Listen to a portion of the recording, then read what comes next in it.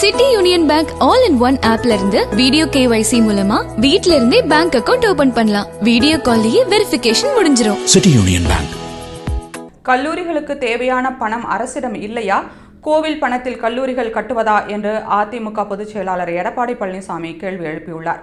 மக்களை காப்போம் தமிழகத்தை மீட்போம் பயணத்தின் போது கோவையின் வடவழியில் நடந்த கூட்டத்தில் பேசிய எடப்பாடி பழனிசாமி, கோவிலை கண்டாலே சிலருக்கு கண் உறுத்துவது மட்டுமல்ல, அதில் இருக்கும் பணத்தை எல்லாம் எடுத்து கல்லூரி கட்ட வேண்டும் என்று நினைக்கின்றனர்.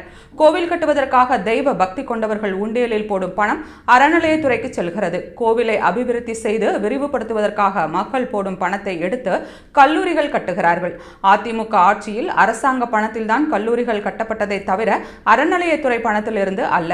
அறநிலையத்துறையில் இருந்து பணத்தை எடுத்து எதற்காக செலவு செய்ய வேண்டும் என்று கேள்வி எழுப்பியுள்ளார். 10 கல்லூரிகளுக்கு தேவையான பணம் அரசிடம் இல்லையா? சாதாரண கலை அறிவியல் கல்லூரிகள் திறப்பதற்கே அரசிடம் பணமில்லை என்றால் இந்த அரசாங்கம் தமிழகத்திற்கு தேவையா என்றும் கேள்வி எழுப்பியுள்ளார். மேலும் அறநிலையத்துறை பணத்தை எடுத்து செலவழிப்பது எந்த விதத்தில் நியாயம் என்றும், கோவில் பணத்தில் இருந்து கல்லூரிகள் கட்டும் திட்டத்தை தமிழக மக்கள் சதி செயலாகத்தான் பார்க்கிறார்கள் என்று எடப்பாடி பழனிசாமி திட்டவட்டமாக கூறினார். சென்னை உயர்நீதிமன்றத்தில் இந்து அறநிலையத்துறை தாக்கல் செய்த அறிக்கையின்படி தமிழகத்தில் உள்ள 44,121 கோவில்களில் 11,999 கோவில்களில் ஒரு நாளைக்கு ஒரு பூஜையை கூட செய்ய முடியாத நிலை உள்ளது. 34,000 கோவில்களுக்கு ஆண்டுக்கு 10,000 ரூபாய் மட்டுமே வருமானமாக கிடைக்கிறது என்று தெரிய வந்தது.